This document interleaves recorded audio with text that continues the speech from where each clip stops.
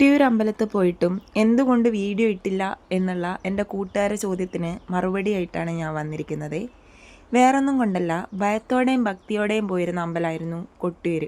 ഞാൻ എൻ്റെ കുഞ്ഞുനാൾ തൊട്ട് പോകുന്നതാണേ.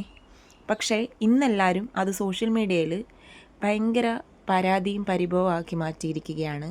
രാവിലെ തന്നെ ഇറങ്ങിയതുകൊണ്ട് ഒരു ചായയെല്ലാം കുടിച്ചിട്ടാണ് ഞങ്ങൾ പോകുന്നത്.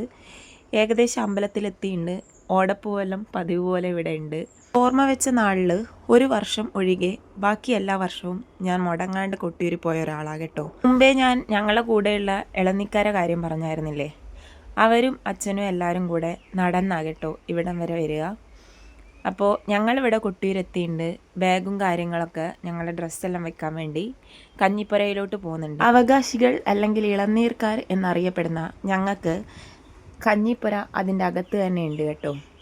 അവിടെ ഞങ്ങൾക്ക് വിശ്രമിക്കാനും കൂടാതെ ഞങ്ങളുടെ ഡ്രസ്സുകളും കാര്യങ്ങളൊക്കെ വെക്കാനും പറ്റും കേട്ടോ. പക്ഷേ അവിടെയും 100 രൂപ കൊടുത്ത് അന്യസംസ്ഥാനക്കാരെ പറ്റിച്ചുകൊണ്ട് കയറ്റുന്നതായിട്ട് ഞങ്ങൾ കണ്ടിട്ടുണ്ടേ.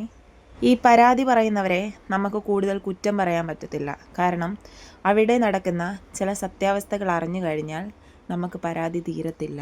1000 രൂപയുടെ VIP പാസും 100 രൂപയുടെ അന്നദാനത്തിൻ്റെ പാസും കൊടുത്ത് സ്റ്റേ അടിക്കാനും വിശ്രമിക്കാനും വേഗം തന്നെ നട കണ്ട് തൊഴാനും എല്ലാം വേണ്ടി അവിടെ സൗകര്യം ഒരുക്കി കൊടുക്കുന്നു എന്ന് പറയുന്നു. എന്നാൽ മറിച്ച് ഞാൻ പറയട്ടെ, കഴിഞ്ഞ ദിവസം ഇൻസ്റ്റഗ്രാമിൽ ഒരു ചേച്ചിയുടെ വീഡിയോ കണ്ടിരുന്നു.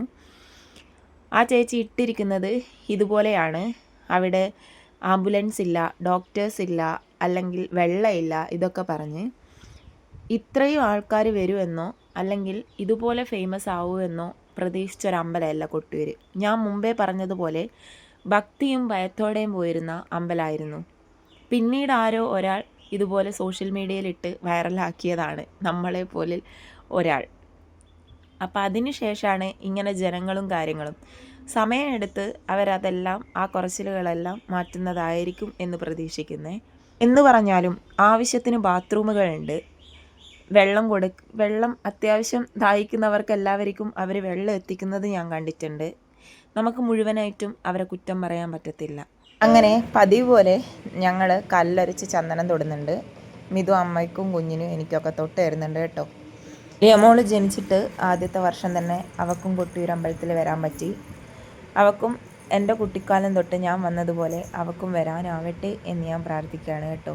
അധികം വൈകിപ്പിക്കാതെ തന്നെ ഞങ്ങൾ അമ്പലത്തിലോട്ട് പ്രാർത്ഥിക്കാൻ വേണ്ടി പോവാണ്. പിന്നെ ഈ ഫെസിലിറ്റീസ് കുറവാണ്, അല്ലെങ്കിൽ ബാത്റൂം കുറവാണ്, വെള്ളം തരുന്നത് കുറവാണ്, അങ്ങനെയൊക്കെ പറയുന്നവരോട് എനിക്ക് ഒന്നേ പറയാനുള്ളൂ.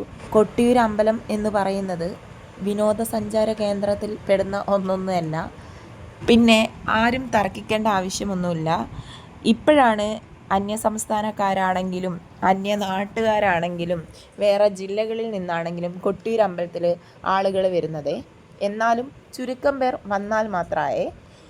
ഈ കണ്ണൂർക്കാർ മാത്രമാണ് കൂടുതലായിട്ടും കൊട്ടിയൂർ അമ്പലത്തിൽ വരുന്നത് കേട്ടോ. പിന്നെ പല സ്ഥലങ്ങളിലുള്ള ഇളനീർക്കാരും വരും. അല്ലാതെ കൂടുതൽ ഇതുപോലെ ഈ 2 വർഷം കൊണ്ട് വരുന്ന ഇത്രയും ജനങ്ങൾ അവിടെ വരാറില്ല എന്നതാണ് വാസ്തവം. മറ്റൊരു കാര്യം പറയട്ടെ, ഈ കർണാടകക്കാർ എന്ന് പറഞ്ഞുകൊണ്ട് ഒത്തിരി പേര് വീഡിയോസ് ചെയ്തിട്ടുണ്ട്. എല്ലാം അറിഞ്ഞുകൊണ്ടും തെറ്റ് ചെയ്യുന്ന മലയാളികളെയും ഞാൻ അവിടെ കണ്ടിട്ടുണ്ട്. ഈ വസ്ത്രങ്ങൾ ഊരിയിട്ട് പോകുന്നത് കർണാടകക്കാരാണെങ്കിൽ കുട്ടികളുടെ ഡയപ്പർ ഊരിയിട്ട് പോകുന്നത് മലയാളികൾ തന്നെയാണ്. മലയാളികളെ കുറ്റം പറഞ്ഞതാണെന്നും കർണാടകക്കാർക്ക് ഭാഗം പറഞ്ഞതാ എന്നും നിങ്ങൾ ഓർക്കേണ്ട. 2 കൂട്ടരുടെ ഭാഗത്തും ഇവിടെ തെറ്റ് കാണുന്നുണ്ട്. അപ്പോൾ ഇന്നേക്ക് ഇത്രയേ ഉള്ളൂ. ബൈ.